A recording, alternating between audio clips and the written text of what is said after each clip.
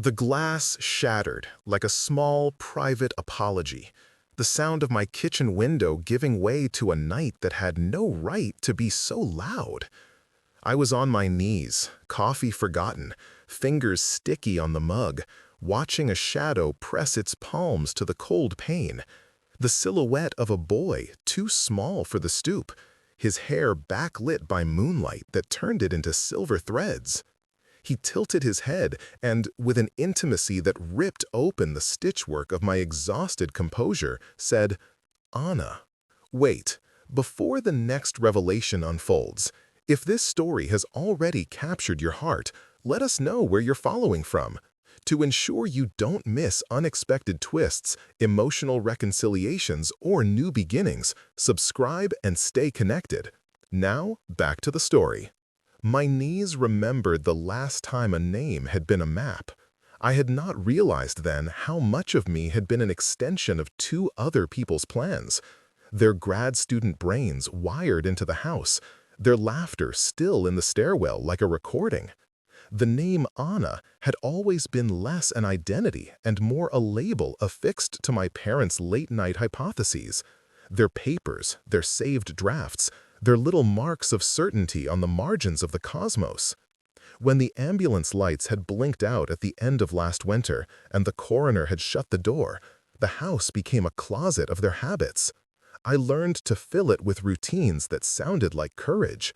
I made coffee at 6 because the coffee grinder had to be used.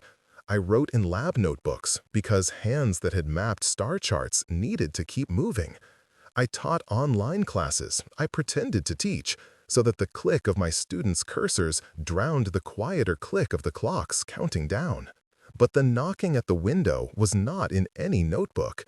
For months I had told myself it was wind, a literal explanation, because literal explanations are easier to live with.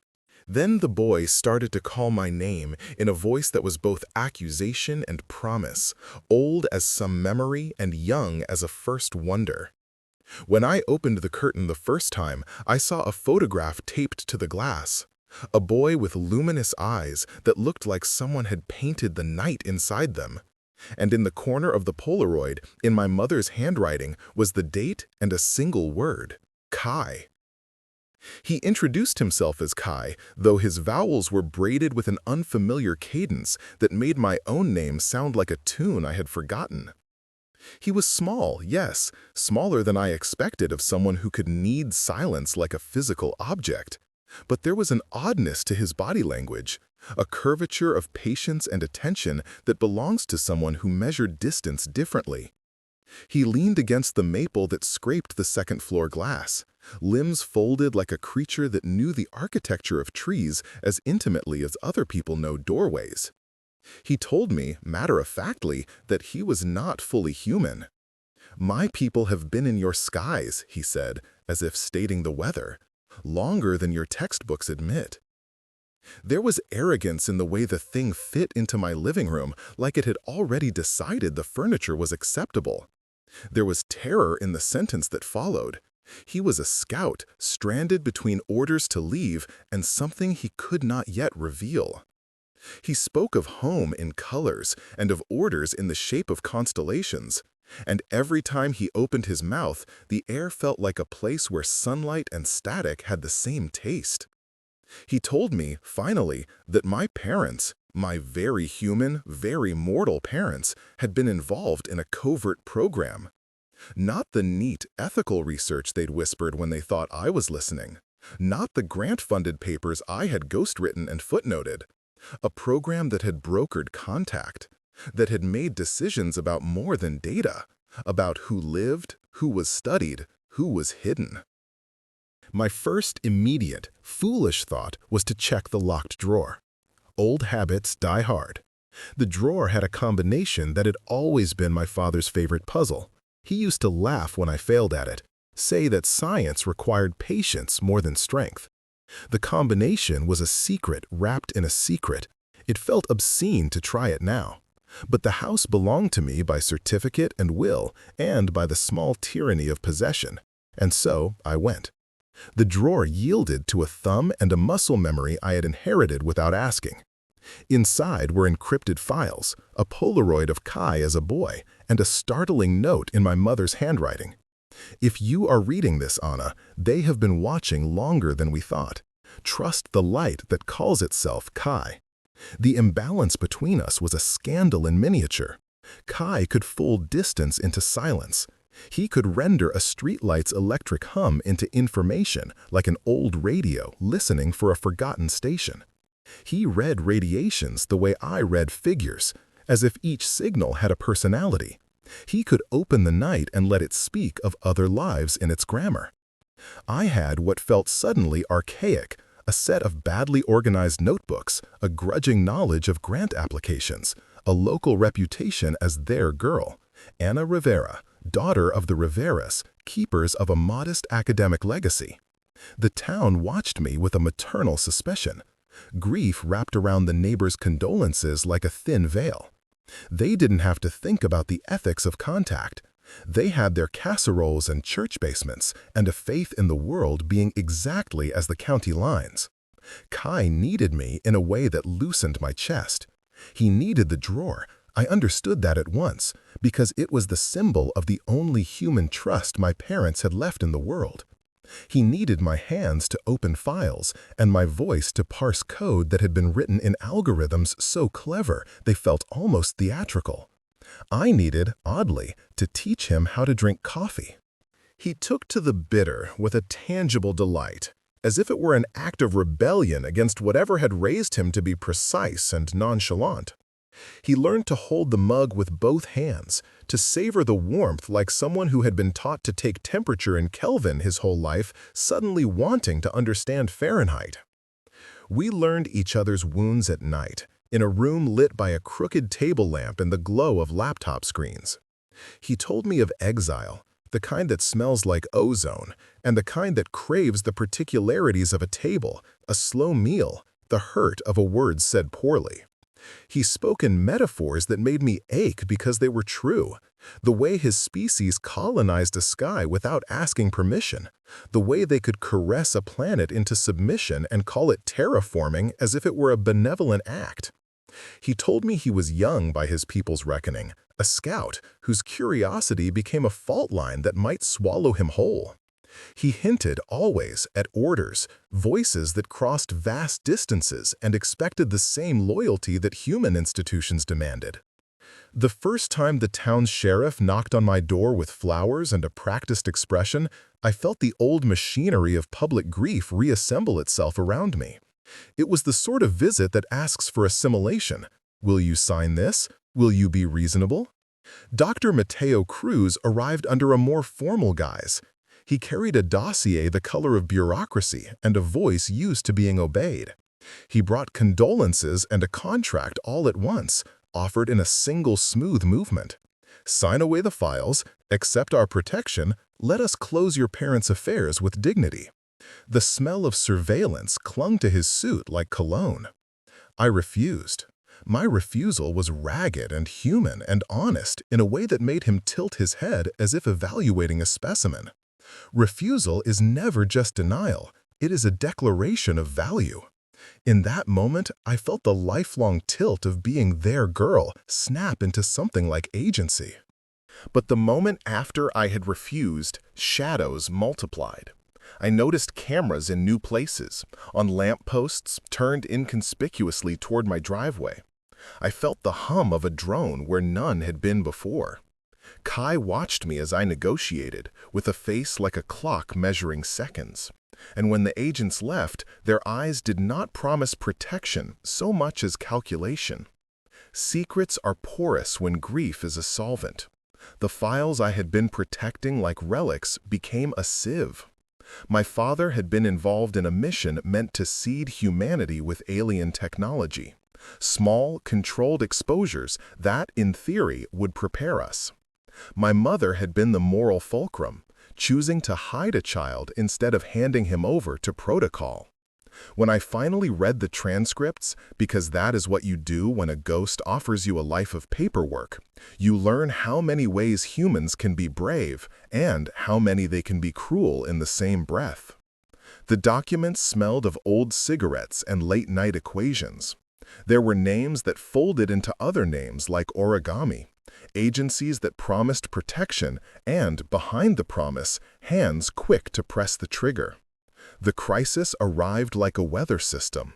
One night, the house was filled with a sound that was not wind and not the soft tutorial of my coffee grinder. It was the frantic, mechanical whisper of men moving like wolves. Kai, who had been watching the sky from my second-story window, vanished into the dark with a small animal sound that tore at me. Voices shouted, doors banged. The agents who had promised protection were not offering shelter. They took Kai with the precise efficiency of people removing a specimen for study. They burned the files in the backyard in a way that felt ceremonial and obscene, pages curling like wings. I was arrested for trespassing at the scene of a supposed break-in. They released me with a warning and a single menacing kindness. Help us find him, Anna, and we will consider clemency. I walked the town after they left, the night loud with the absence of someone who had been a new kind of constancy. The maple's branches scratched the sky like fingers searching for a lost ring. I folded my hands in front of me and felt the old habit of cataloging. Every face in the neighborhood had been a potential ally in my parents' life, and now every face felt like a ledger with its own entries. The paradox of grief is that it insists you move forward, and the paradox of betrayal is that it convinces you to keep all your doors locked. There was a photograph in my pocket, one-eyed slipped from the drawer before the agents came, a talisman against forgetting. Kai's eyes held the kind of light that threatens to rework the outline of everything you love. He had said something that night as they took him, "Don't bargain with silence, Anna." The sentence lodged like a splinter. The implication was a plangent chord. My parents had not only been mediators, but also protectors of a secret that had become a burden too enormous for them to carry without paying a price. Now I stood at a crossroad I had not earned the right to choose and could not afford to avoid. The town believed the official version of my parents' deaths. The agents had the law's velvet glove over their iron hands and a dossier full of leverage. Kai, if the conjectures were true, was both a key and a risk. What he knew made him dangerous to those in power and priceless to those who sought to control contact. I had, in my stubborn human way, an idea. That unpredictability, the very human flaw that agencies derided, might be my ally. People love narratives of logic and control. They forget love, stubbornness, the way grief immortalizes small acts of defiance. There is a precarious intimacy in bargaining with the unknown. I had no formal training to negotiate with men wearing good suits and worse motives. All I had was my refusal to let my parents' work be erased, a drawer of half-deciphered codes, and the soft, unteachable knowledge of a person who had loved two people enough to keep their secrets when the world preferred them gone. I made a choice then that felt like the only honest thing left to do. I would be bait. I would step forward, not with ignorance, but with the raw materials of someone who had nothing left to lose and everything to reclaim. If Kai's people were watching, if the sky had ears that favored protocols and not pleas, then I would speak for the small, unprotocoled thing that had taught me how to love coffee and constellations. The house settled as I prepared my argument. Papers were not yet evidence, but they were memory. I wrapped the photograph in tissue and placed it carefully on the table beside the lamp. Somewhere in the distance, a siren wailed like an old friend who had been late to a funeral. I drank the last bitter of my coffee and felt the warmth spread in a way that suggested courage could, at least, be caffeinated. The decision did not feel like heroism so much as a necessary, trembling honesty, to stand in the light, to name the boy who had come to my window, and to refuse to let governmental voices be the only ones to sing about us. The next morning, I woke with the aftertaste of flame in my mouth and an anger that felt less like heat and more like a sharpened tool. I dressed in the same cardigan my mother had favored, the one with a threadbare elbow that smelled faintly of her perfume, as if wearing it could armor me with memory. The town's sun was honest and ordinary. Neighbors were mowing lawns, and children argued over sidewalk chalk. This dissonance between domestic calm and the violence of last night made me feel like a traitor to some private geography of loss. I had promised myself, quietly, like prayer, that I would not let fear rearrange the shape of my days. Now it seemed fear had rearranged the shape of my night, and if there was courage to be gathered, it would be picked like a stubborn weed. I walked to the lab my parents had left behind, the brick building smelling forever of old coffee and ionized air, with posters of nebula laminated and pinned where sunlight hit the dust. It was still officially closed, no funding, no director since my parents, but the key had been left in a jar labeled emergency. I had grown up moving through the place with hands that believed in the sanctity of instruments. A spectrum reader hummed like a bored animal. The whiteboard in the corner bore half-erased equations, my father's handwriting a slender, precise script that now looked like a map to betrayal. Here, at least, the grief felt focused into objects that could be cataloged and argued with. Here, too, I could call Kai's name without feeling like it was an accusation. The lab's rarely used back office held a terminal with an older encryption program, one my father had used to hide quick notes from grant reviewers who asked too many questions. I set the photograph of Kai against the monitor and began the patient work of decrypting.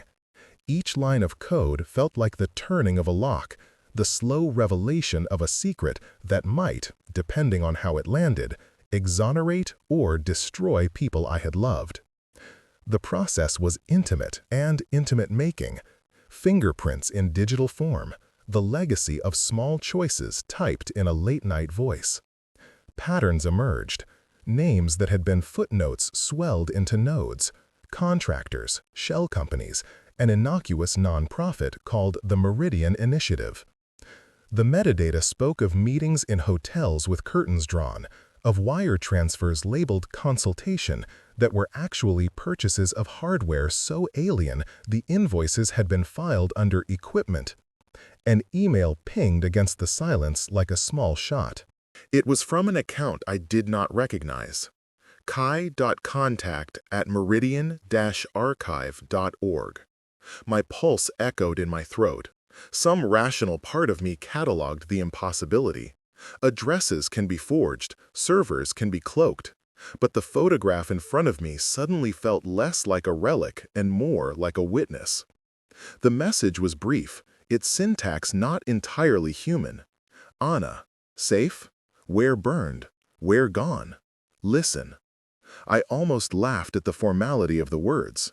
It was Kai, or someone like him, speaking in elliptical forms that made things feel like maps with missing grids. I wrote back with a clumsy honesty that felt like trespassing. They took you. They burned our papers. They say I can help. They do not mean help. I hit send and then almost apologized for my grammar. Minutes, hours later, a reply returned with a string of numbers and symbols that rearranged themselves into an invitation. Meet at the old radio tower at dusk. It ended with a simple line in plain English. Bring courage. Bring coffee. Dusk found me driving with my hands balled on the steering wheel.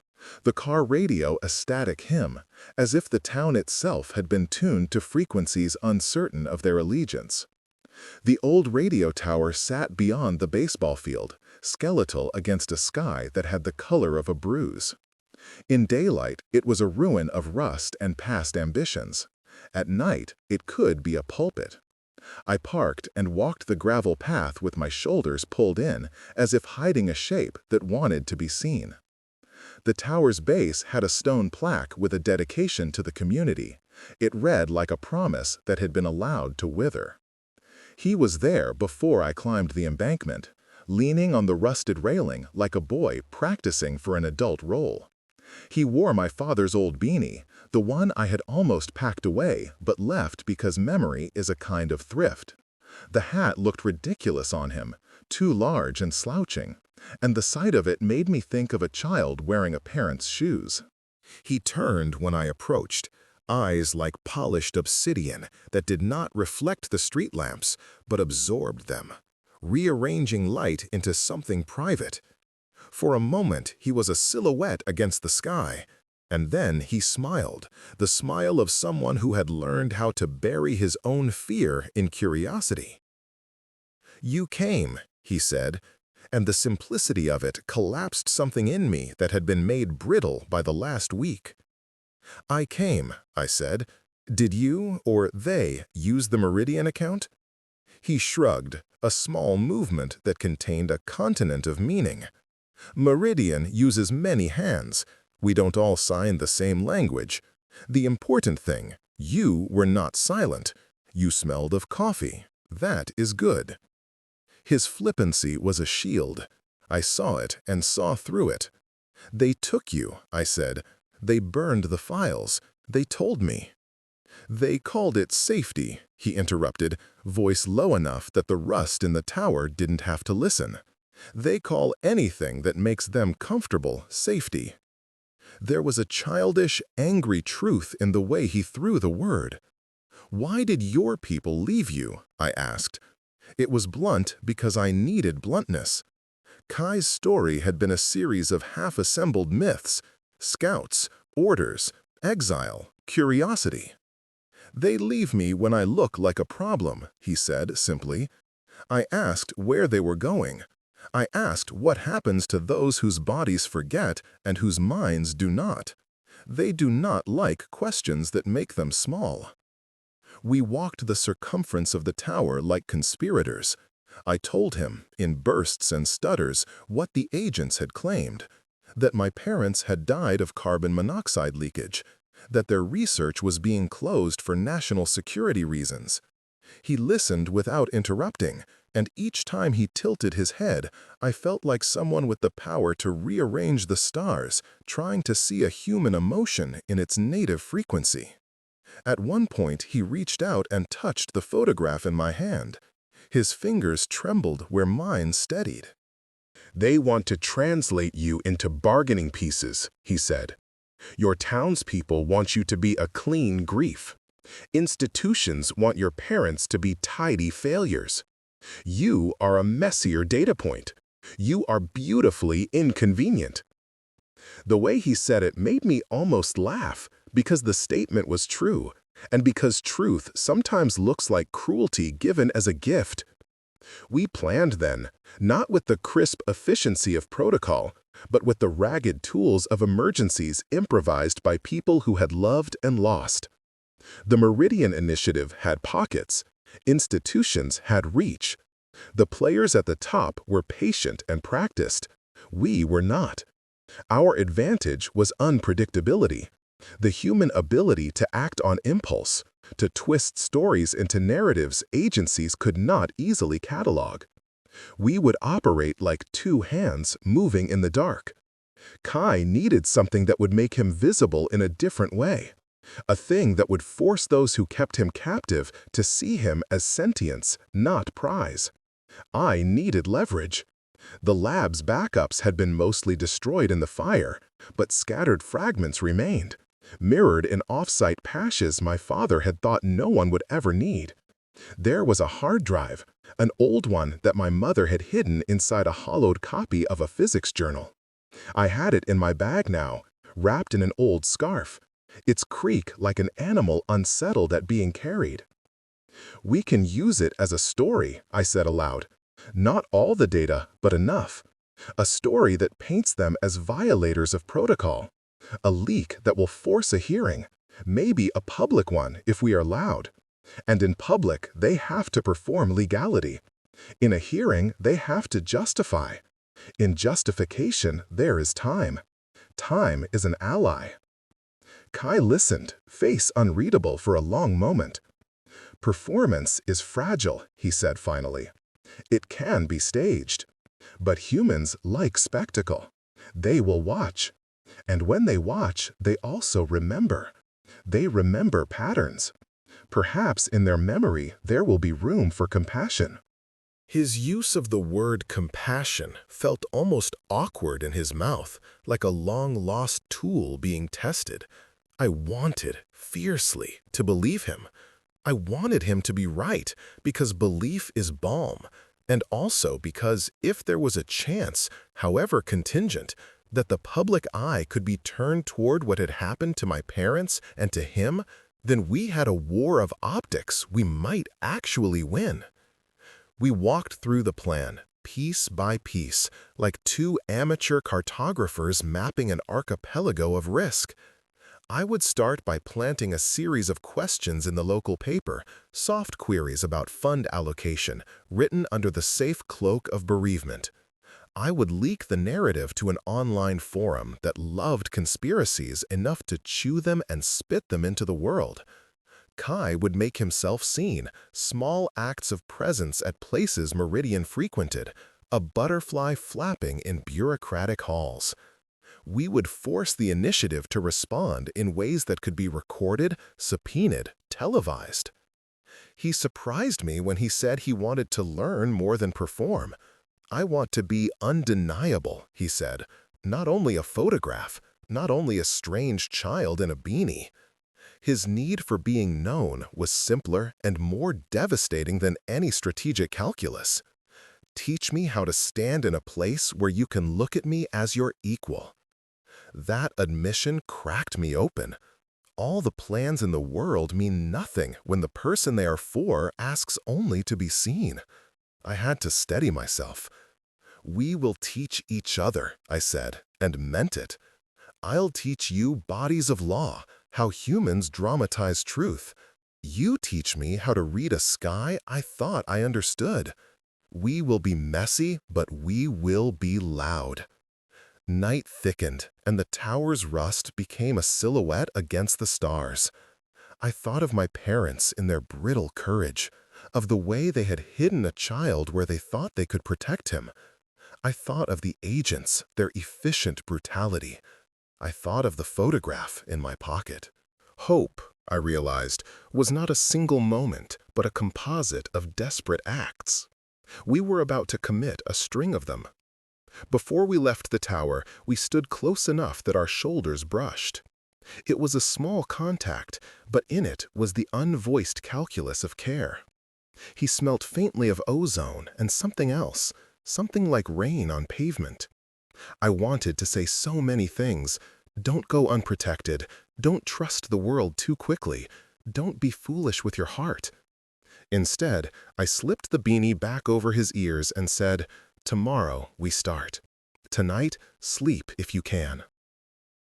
He looked at me with a seriousness that felt more like gravity than gravity ever had. "Anna," he said, the name landing like an invocation, "I am glad you knocked back." The sound of his laughter as we descended the embankment was small but fierce, a human thing threaded with something extraterrestrial. It carried down into the town where lights still buzzed in windows. For the first time since the house had been emptied by sirens and flame, I felt the tilt of my world shift, not toward any safe center, but toward a horizon that required me to be brave in ways my parents had not asked me to be, and in ways I had not imagined. The push and pull of the coming days would not be dictated by clean ethics or tidy rules. It would be improvised and dangerous, and, if I had the courage to follow it, luminous. We walked home in companionable silence, the kind that gathers strength when words are not enough. The town, oblivious, continued to live in the small circuits of its own concerns. But somewhere above our ordinary heads, patterns rearranged, constellations promising both peril and possibility. I kept one hand on the hard drive in my bag as if it could anchor me to the ground. I had decided to be bait, to step into a role no one had offered me willingly. I was not naive about the cost. I only knew that some debts had to be paid in acts of exposure, and that sometimes the only way to protect the people we loved was to make the world see them truly. That night, I slept with my hand on my chest, feeling for a heartbeat that no longer belonged only to me. The interrogation was a long, slow thing that hollowed mornings into husks. They asked me the same questions, as if the right cadence would coax a different truth. Where were you the night of the fire? Who else knew about the files? Did your parents have enemies? Each query sounded like a hand turning a wound. I answered with the truth, sometimes raw, sometimes edited for survival, and each truthful reply seemed only to rearrange the agent's patience into new forms of pressure. Dr. Mateo Cruz sat with his fingers steepled, a man who had been taught to believe in the rhetorical weight of silence. When he spoke, his voice was low and practiced. "You are interfering, Anna," he said, and the words were gentle as they were lethal. "You are making choices that have consequences beyond this town." I thought of Kai leaning against the maple, of the photograph's luminous eyes. "They already have consequences," I said. "My parents are dead, and someone burned the evidence.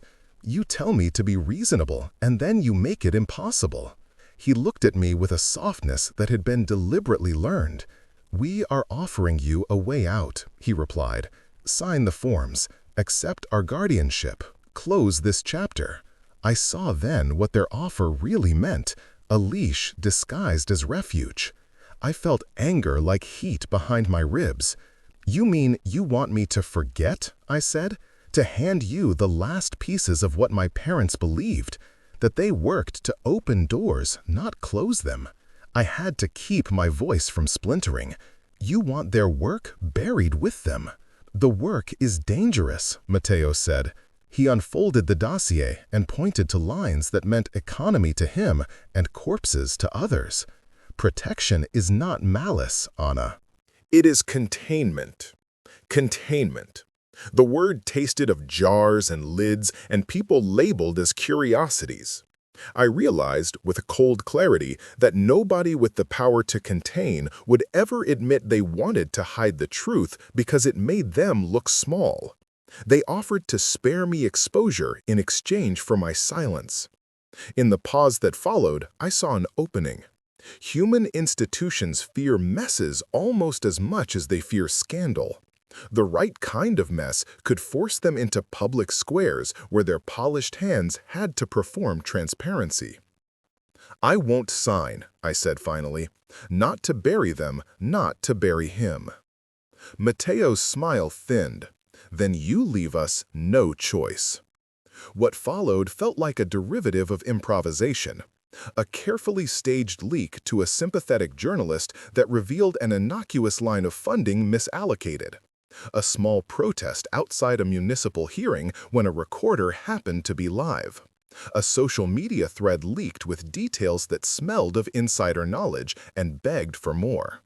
We were slapdash and clumsy and therefore human, unpredictable in ways protocols could not calibrate. Kai learned the choreography of being seen, showing up at a cafe where Meridian researchers ate, leaving one-fingered crumbs of odd radiation patterns on napkins, appearing near a courthouse bench and staring at a satellite dish until someone noticed the way the dish seemed to twitch. The Meridian Initiative responded in increments designed to make us dizzy. Denials that were catchy because they were nearly plausible. Statements about national security that smeared our stories like oil. They released footage, grainy, edited, that portrayed my parents as reckless. Their lawyers called our moves performative. They tried to make the narrative about ego, not ethics. This tactic would have been more effective if the town had known my parents as people who loved library book sales and tomato plants. People remembered the smallness of kindness. They recoiled from institutional denials dressed in suits. Then we found the ledger. It was not glamorous, an old maintenance log for the initiative's subcontractors, filed under an unassuming folder in a public records office. Someone on a forum we had seed planted, a retired clerk with a taste for puzzles, had followed a breadcrumb and turned up a chain of transfers labeled in a code that, with enough persistence, turned into a map. The ledger named dates, equipment, and a recurring notation, Project Lumen. The word alone was a lamp to a hungry moth. Little by little, people began to circle like curious insects. We pushed it with anonymous posts, and the local reporter I had nudged earlier picked up the thread and began asking questions in print that Meridian could not easily shout down. Kai watched the way the town leaned into the story like a person listening for a missing beat in a song. He was learning that humans could be ferocious in defense of narrative. But the ledger's revelation also made the danger acute. Meridian did not respond with statements now. They responded with strategy. They increased surveillance, and I felt it in the curve of headlights that lingered on my street and the subtle rearrangement of mail carriers. The agents read like weather, patterns shifting, pressure building.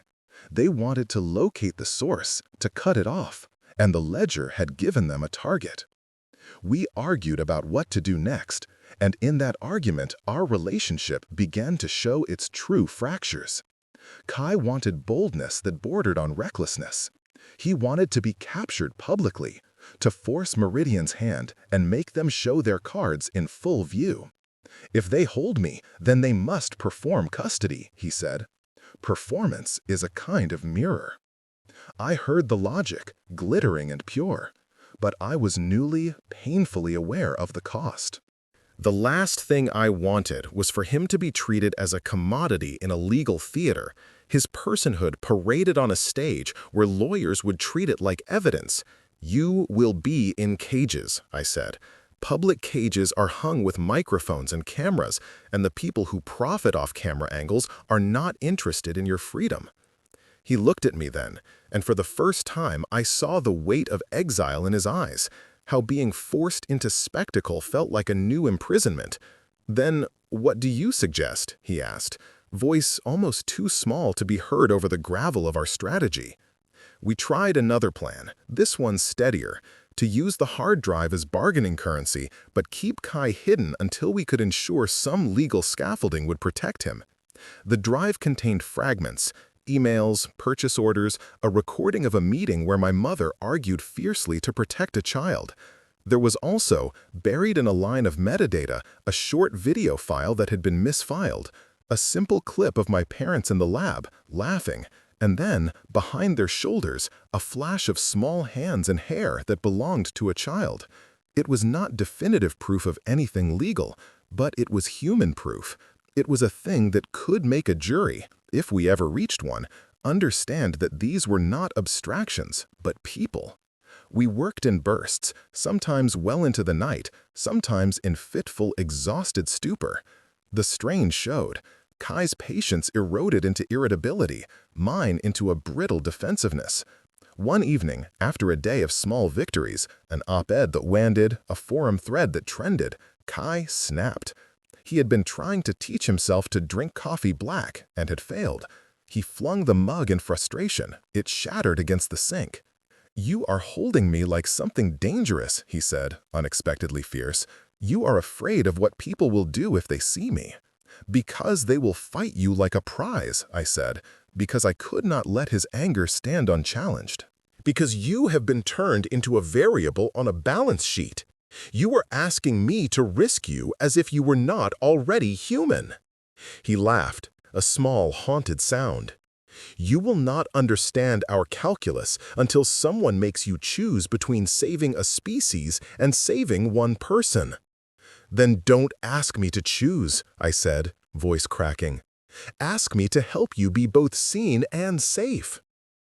We both quieted then, the argument folding into something like grief. The truth was ugly and unavoidable. We held different conceptions of rescue. His species thought in trajectories measured in centuries. I thought in moments, in the lengths of hands and the warmth of a cheek against my sleeve. Our fracture was not simple betrayal, but a collision of temporalities.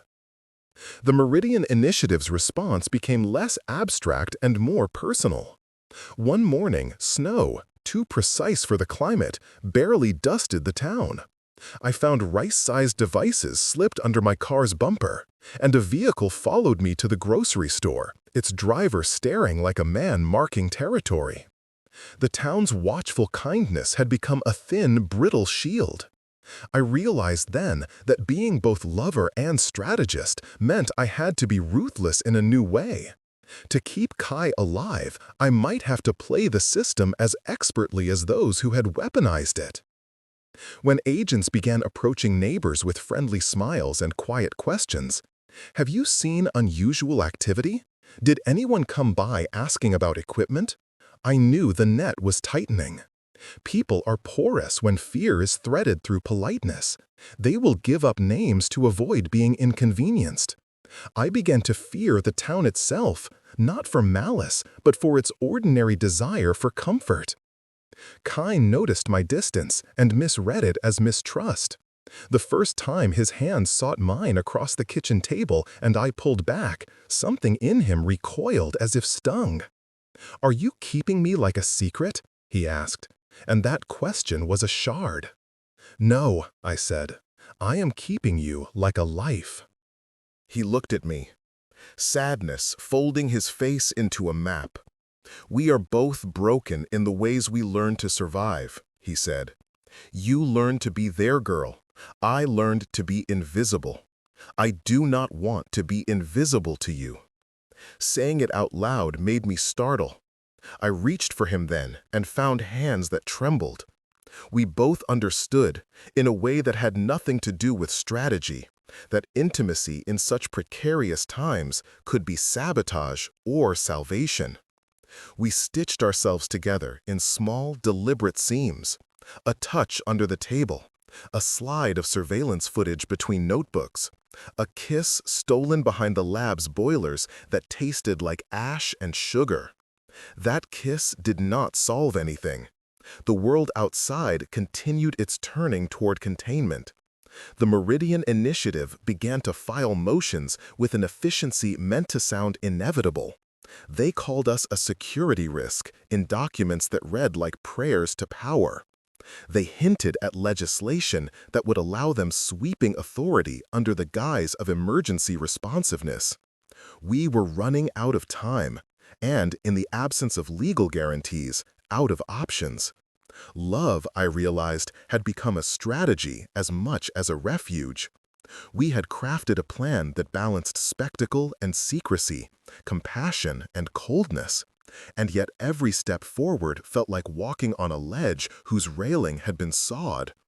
The fractures between us, in trust, in approach, in temporal imagination, were no longer theoretical. They were present as the ache in our hands when we separated after a shared bed, as the silences that grew like frost. Still, when the Ledger's publication forced a small public inquiry, and the Meridian Initiative appeared in crisp suits to perform the rituals of accountability, I stood at the back of the room and watched Kai across the room, visible in a crowd of officials who would prefer to make him an example. He looked small in the fluorescent light, and yet when he saw me, he smiled with a fierce, ignorable courage. Our fractures had not healed, but they had become something that could be held in the same breath. We were uneven, and yet together. Outside the hearing room, agents lingered like vultures. Inside, the town's memory of my parents meant that some people would not let a corporation hog the narrative. It was messy and corrupt and beautiful in equal measure. People shouting, lawyers frowning, a camera tripod tilting. For a moment, as the first witness took the stand and the room leaned in to hear a story that might matter, I felt something like hope cut through my chest. And then, at the periphery of the hearing, Mateo Cruz watched the room and made a choice that would sharpen the fractures into something irreparable. Mateo Cruz stood, and the room inhaled with him. He stepped to the microphone with the practiced calm of a man who had rehearsed kindness in a mirror. "For the good of national security," he began, voice polished into authority, "we must take immediate custody of any non-human entity sighted within our borders." The phrase landed like a gavel. Cameras turned. Reporters leaned forward. In one motion, he severed the fragile choreography we had built between spectacle and safety, turning the hearing into a hunt. Kai's hand found mine under the bench and squeezed as if to anchor. The ledger had given us audience. Mateo's speech turned that audience into an adjudicator.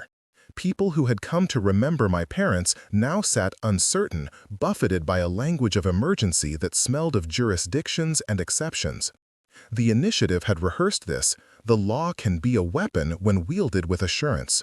Mateo offered a legal fig leaf over detention, claiming an imminent risk clause that allowed for immediate custody without the usual warrants. He smiled in a way that suggested mercy even as it promised cages. The room erupted. I rose because anger is a posture as much as a feeling. "You can't," I started, but the microphone felt like putting my heartbeat on a stage. Mateo's eyes slid over me, calm, as if he expected a show. "Miss Rivera, your cooperation would be sensible," he said. "We will ensure humane treatment under our oversight, less chaos for all involved." He had weaponized the public's fear of the unseen. The gavel of law had become a blunt instrument. Suddenly, our strategy of exposure threatened to hand Kai to men who spoke of humane treatment and kept cages in their plans. In the hush that followed, something fierce, raw, and embarrassingly human rose in me, spite disguised as courage. "You will not take him," I said, voice hard enough to make a man who had raised his hands in placid control blink. Mateo's mouth tightened. He moved toward the door with the kind of purpose that implies endless corridors of power behind it. Outside, agents, uniformed, official, fell into ranks like tide into a hollow. The hearing adjourned in confusion and grief. As people poured into the street, phones lifted like a constellation of witness, and Mateo's men loped ahead with the stealth of those who had already decided the outcome. We ran. It was not a cinematic sprint. My sneakers grabbed gravel, my lungs burned. My bag with the hard drive thudded against my hip like a metronome. Kai moved like someone learning gravity, fast and precise and oddly lyrical. We took side streets where the town's cameras might not swivel in time, ducked through alleys where the air smelled of fried food and old summer. Breath came as a battle, fear as a steady drum. They corralled the town's exit routes, predicting patterns, expecting the irrationality of panic. But we had no plan for escape that counted on their assumptions. We had, in the odd intimacy of weeks together, learned things that weren't in any manual. Which roofs had loose tiles, what window screens could be pushed aside without alerting neighbors, how to read a satellite dish's angle like a person reads a gaze. We used all of it, small human knowledges stitched into improvised movement. At the train tracks, where the map opened into ragged light, a vehicle blocked the crossing. Agents spilled from it, forming a line that smelled of cheap cologne and iron. Mateo stepped forward, his smile a pale moon. "Anna," he said, as if entreaty and authority were synonyms. "This is unnecessary. Come back and we will do this the right way." Kai watched him and then watched me. In his eyes was a calculation that had nothing to do with the ethics of his people and everything to do with the ledgered intimacy we had built over nights, coffee, and shared fear. "If you are detained under your claws," he said softly, "do you know what becomes of the child who looks like me? We are exhibits, not citizens." The agents moved. There was a tautness as if someone had drawn a bow. My heart found its voice in that instant like a bell. I stepped forward and offered myself with the bluntness of someone who had come to understand sacrifice as a kind of radical love. "Take me instead," I said. Kai's face rearranged, then something else, something raw and luminous. "You cannot bargain your life like a currency," he protested, but his voice shook. The agent's smiles widened. The world loved drama that ended with surrender. Mateo considered me with the interest of a scientist examining a specimen offered voluntarily. "Why would you propose that?" he asked, the question folded into all the reasons men like him justify coercion. "Because I am human," I said simply. and because you are terrified of what you cannot own." He blinked. For a heartbeat, he seemed to weigh the theatricality of my offer against his appetite for control. Then, in the performative logic of power, he chose theater. A staged exchange would be better optics than a covert capture. "Miss Yang." "Rivera," he said, "if you present yourself at Meridian's temporary custody facility, we will ensure—" "You will never ensure anything but containment," Kai interrupted with a ferocity that felt like glass. "You will seal me in a room and call it humane. You will put cameras where the sun should be, and you will call the recordings oversight." There was a silence thick enough to be a wall. Then Mateo smiled, a knife with a velvet handle. "Then perhaps we shall have both, Ms. Rivera. Your cooperation will be recognized as noble. Mr. Kai will be treated with the dignity afforded by law. This will be tidy." I looked at Kai and saw the counting of years in his face, the exile told in small, unglamorous scars. I saw also the way his species could be brutal in a way that felt untranslatable to humans. The choice lay heavy and close. Leave him to the polite machinery of a supposedly legal system, or give myself up in a gambit that might buy us time, maybe even public sympathy, but also might mean the very human cost of my life as leverage. I took a breath that tasted like black coffee and old equations and said, "If you take me, you must bring him to public hearing within 48 hours. You must allow counsel of my choosing and independent observers." Mateo's lips pressed. 48 hours? He repeated. "That is hardly a guarantee." "Then call it worse optics for you." I met his gaze, and something in his practiced calm shifted. Maybe surprise, maybe respect, maybe the tiniest human pity. "You're the one who wanted performance." He agreed, but his agreement was the kind a man makes when he believes a cage will look like charity on camera. They handcuffed me with gloves that smelt faintly of lemon and authority. Kai's fingers curled around mine until the skin blanched. There was a pause, a minute stretched into an eternity, where all we had was the pressure of each other's hands and the knowledge that sacrifice had to be chosen, not coerced. They led Kai away first, not out of mercy, but to stage a narrative, a captured non-human escorted by professionals. He looked back once as the doors closed, and in that look was the marrow of everything we had been learning about one another, trust and fear braided tightly. Then I was led into a vehicle with darkened windows. Mateo sat opposite me, not quite as composed as when he stood at a podium. "Anna," he said quietly, "you could have been useful to us alive and free." "So could my parents' work," I replied, and the words were a benediction and an accusation. "You chose burying it over conversing with it." The car's engine swallowed us and carried us to the facility, a building whose architecture suggested benevolence and whose heartbeat was regulation. I sat with my hands bare and my knuckles white, thinking of the ledger, the hard drive, the photograph now folded into a plastic wallet in my coat. I thought of Kai in a room designed to be easier to watch than to love. I thought of the way love performs sacrificial geometry, folding itself into impossible shapes to protect someone else. In the waiting room, a woman with tired eyes, perhaps a nurse, perhaps a grieving mother, caught my gaze and mouthed, "Thank you." Her gratitude unwound me into sobs I had been keeping polite in my chest. I let them out, small and human.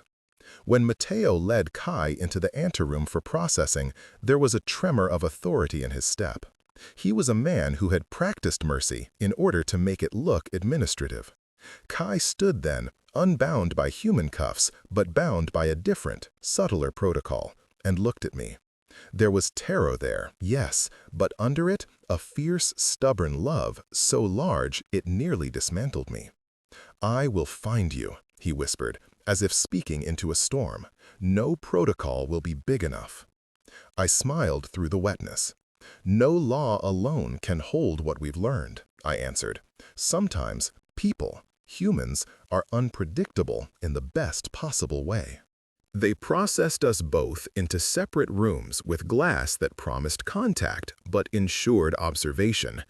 The facility's fluorescent lights were a poor substitute for the warmth we had learned to make together. Mateo's victory, if it was a victory, felt precisely theatrical. Two people behind glass, one human on one side, one boy with stars in his eyes on the other. Cameras recorded, lawyers prepared, the world watched. And in the small, private space between two panes of institutional glass, Kai pressed his palm to the spot where my hand matched his on the other side. It was less a barrier than an invitation. Our fingers aligned across manufactured separation. In that pressed warmth was a promise I had not known I could give, and he had not known he could ask for. Outside, the Meridian Initiative arranged its narrative like a tableau, humane, legal, decisive. Inside, we found another logic, the stubborn human insistence that love is a kind of negotiation no law can fully prove. I had given myself up to a system that promised protection with one hand and possession with the other. In doing so, I gambled on human unpredictability, on friends who would not let legal theater substitute for justice, on a town that remembered kindness, on a species that might still hear the petition in a name. Mateo signed a chain of custody form with a flourish that suggested victory. I signed too, because I had to keep the hard drive's existence alive, to keep the ledger from vanishing into some archive no one would challenge. My signature trembled but was legible. It was a legal promise and a private vow, to make whatever came next expensive in terms of optics and impossible to ignore. Kai mouthed the words I could not speak then. Stay, like a small, miraculous command. I responded with the only thing left inside my chest, devotion made tactical. When they sealed my room with a card key and a smile, I felt the hush that follows a storm, the quiet of two people who had placed bets on one another's humanity. The sacrifice had been made, the bargaining began. In the coming hours, the performance of institutions would unspool, and the world would be forced to choose which story to believe. A narrative of national security or a narrative of a girl who loved a boy who was not entirely one thing. I had bet on the latter, on the messy stubbornness of people who could not be catalogued. Kai's face, magnified by the glass, was a constellation I had come to navigate. I touched the pane where his hand pressed and let my breath fog the space between us. "Be brave," I mouthed.